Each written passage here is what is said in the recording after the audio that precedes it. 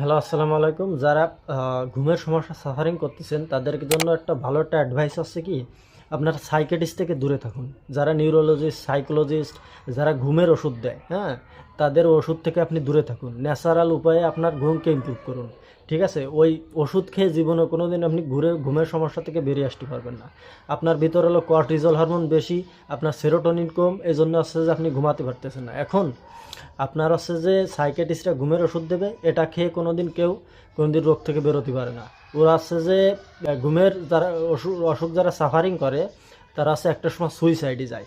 তার মূলত কারণ হচ্ছে যে স্লিপিং পিল, অ্যান্টি ডিপ্রেশন, বিভিন্ন রকমের পিল ওরা দেয়, এবং একটা সময় রোগী আরও বেশি সাফারিং করে আরও একটা সময় সে যে ডিপ্রেশনে চলে যায়, এবং একটা সময় সে সুইসাইডে চলে যায়। এবং আপনি কোনো সময় কোনো সাইকিয়াট্রিস্টদের অতিরিক্ত স্লিপিং পিল, ঠিক আছে, এর থেকে আপনি দূরে থাকুন। ওরা আপনাকে সুইসাইড করাবে। আপনার সুইসাইডের মূলত কারণ হচ্ছে যে ওদের অ্যান্টি ডিপ্রেশন, স্লিপিং পিল, এইগুলো।